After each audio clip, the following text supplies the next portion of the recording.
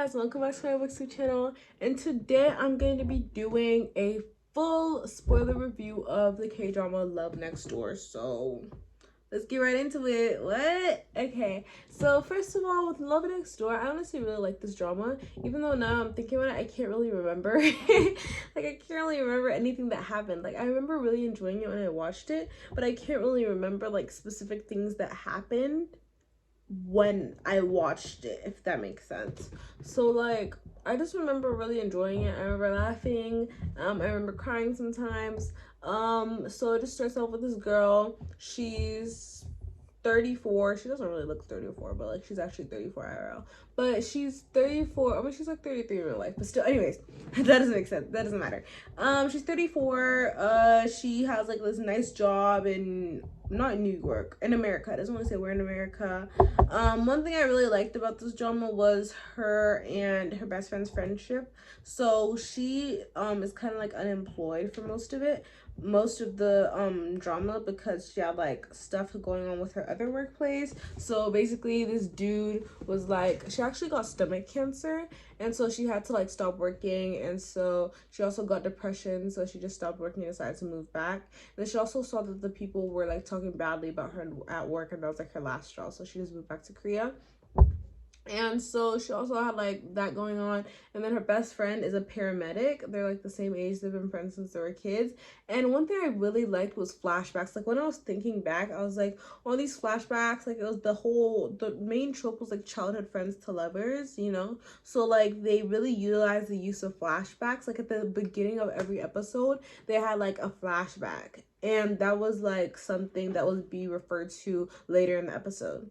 And see, this is what I want. Like, I don't want an entire episode where it's just flashbacks or it's just the past. Like, that's so boring. I'm gonna get so bored. I'm gonna be like, let's get to it. Like, for the first episode where it's just simply lore or just simply like, oh, you're just dumping like simply exposition. That's all. Like, I hate that. So like, I liked how they implemented it, like a 2-3 minutes of flashback before every single episode, or at least before every single episode, or at least like at the end of each episode or something like that, which I really liked. And I really liked how they weave that into the story. And then because like some people don't do that, but anyways, when I was thinking about that, when I was watching the flashbacks, I was like, bro, this is what Paulin should have gave. I know this is like completely unrelated, but I remember like, this is what Paulin should have gave. Like, I waited 3 seasons, well, I rated 2 seasons in order to get like Paulin, like my whole childhood friends lovers, and this is what I get. No flashbacks. Are you serious? We were robbed. Like this entire time I'm talking about, oh, when he moved in across us, blah blah blah. Let me see it. Like you're just talking about, let me see it. But anyways, this is not a Bridgerton point of view, but I really like the flashback. So if you're wanting like childhood friends to lovers, get over here. Okay, I also really like their dynamic. They had really good chemistry, and when they were like together, I was like, not together, but when they're like friends and stuff, it was like, wait, they have really good like chemistry. It's just like as friends too. So I was like, oh, is it gonna be one of those dramas where they get together and then they don't have any chemistry anymore and I get bored and I want to leave? Like, is it gonna be one of those dramas? Or but then it started like getting a little flirty and stuff, especially after he confessed and things like that was going on. But y'all, it gets pretty emotional, especially when we find out like she had stomach cancer the entire time, because she was she just up and left her nice job, and then she went back to Korea, and her parents were like, girl, what are you doing here? Like, especially her mom, she's like, why are you here? Like, you have an amazing job over there in America, like why are you coming back over here?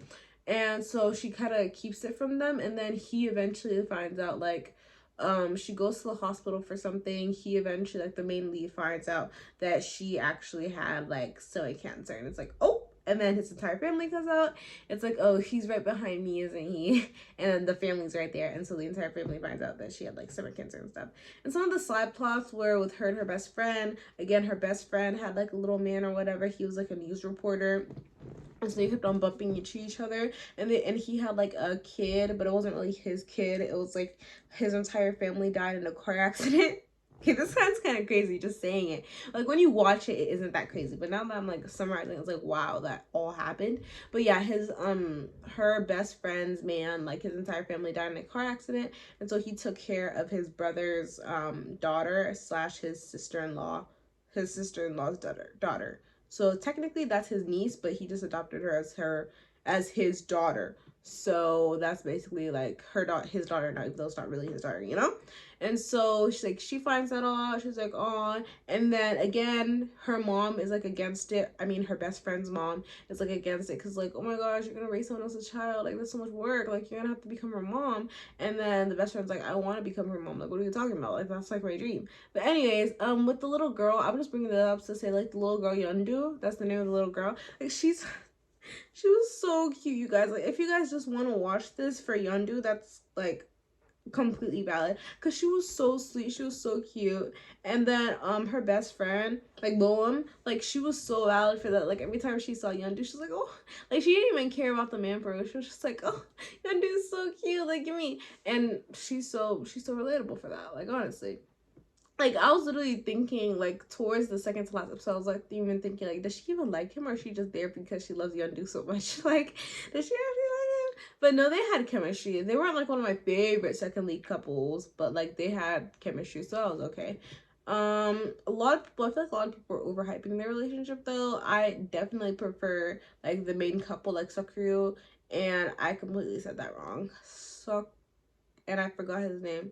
Whatever his name is, the main leads. Like I really like their couple. And I really like their chemistry. And then again, he was there for like, I liked how, actually I kind of got mad at him when I found out that they had she had stomach cancer, and then she was like calling him and stuff like that, and he was just, again, flashbacks, and then he was just like ignoring her calls because he was trying to get over her because he liked her and stuff.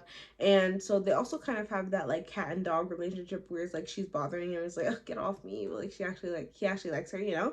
So he was just like ignoring her and stuff, and then she later gets mad and she's like, why are you ignoring me, why didn't you pick up my text, blah blah blah.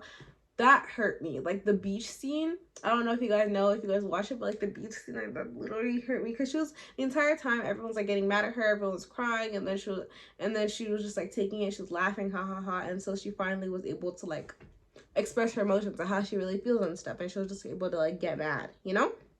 And another thing I really liked about this drama was like the exes weren't annoying. Like I expected, no, because I'm so glad I'm not the only one, because I was watching again flashbacks with her and her the main character and her ex-fiance, and so I was like, well, I was actually giggling. I was like, wait, they're kind of cute. Like when he proposed, I was like, oh my god. And then I was like, wait, I'm sorry. Like, I'm sorry for betraying the main lead. Like, no, because I saw it on TikTok and everyone else was like that too. So I'm like, it's not only me, guys. Like, they actually were kind of cute. They actually had chemistry. Like, what?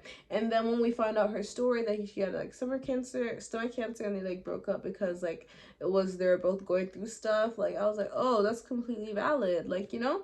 And so I was kind of surprised because I thought like he cheated on her or something, but it was nothing like that. It was just like they were both going through stuff. Like they kind of handed each other at that moment, blah, blah, blah. And I really like that. I really thought that was really sweet. And I also really liked his ex too. Like I was so surprised when the main female lead like got a little friendship with her man, or like the other main lead's ex. I was like, wait, what's going on here? But they actually have like a good friendship. Like they're super cute. I love them.